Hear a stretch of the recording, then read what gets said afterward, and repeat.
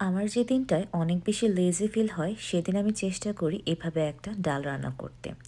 আমি প্রথমেই প্যানে এখানে সরিষার তেল গরম করে নিয়েছি। যদিও আমার প্যানটা অনেক বেশি গরম হয়ে গিয়েছিল। আপনারা আমার মতো এরকম ভুল করবেন না। তারপর এখানে দিয়ে দিচ্ছি কিছু শুকনো লঙ্কা। আর তারপর আমি দিয়ে দিচ্ছি এখানে কিছু গার্লিক ক্লোভস।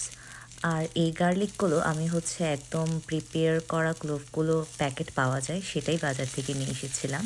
তারপর আমি এখানে দিয়ে দিচ্ছি হচ্ছে পেঁয়াজ কুচি। এগুলোকে কিছুক্ষণ সটে করে নিতে হবে। তারপর আমি আগে থেকে এখানে কিছুটা মসুরির ডাল ভিজিয়ে ভালো করে ওয়াশ করে রেখেছিলাম শুকনো করে, সেটা অ্যাড করে দিচ্ছি।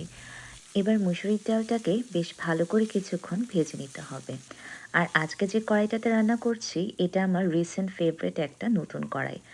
আর আমি যেদিন থেকে হচ্ছে রান্নাবান্নার প্রতি বেশি মনোযোগী হয়েছি সেদিন থেকে তো আমার বাসন কিনতে অনেক বেশি ভালো লাগে।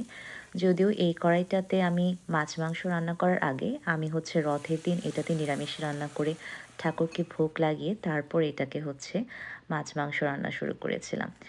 আমি হচ্ছে এতে মশলাগুলো অ্যাড করে দিলাম। খুবই সিম্পল মশলা, হলুদের গুঁড়ো, জিরে ধনিয়া গুঁড়ো, সাথে দিয়েছি একটু কাশ্মীরি লাল লঙ্কা গুঁড়ো।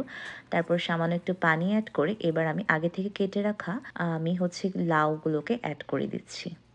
এই পর্যায়ে এখানে খুব বেশি একটা পানি অ্যাড করার প্রয়োজন নেই, কারণ আমি এটাকে একটু শুকনো শুকনো রান্না করব। তারপর আমি এখানে অ্যাড করে দিচ্ছি কিছু কাঁচা লঙ্কা।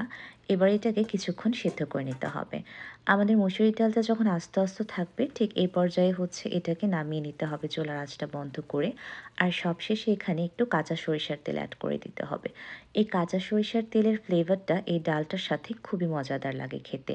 আমি এটাকে কিছুক্ষণ চুলোতেই রাখবো, তাহলে এটা কিছুটা শক্ত হয়ে আসবে। আর এটা আমি রাতে সার্ভ করেছিলাম টর্টিয়া এবং ডিম ভাজির সাথে, যেটা আমার ডিনার ছিল।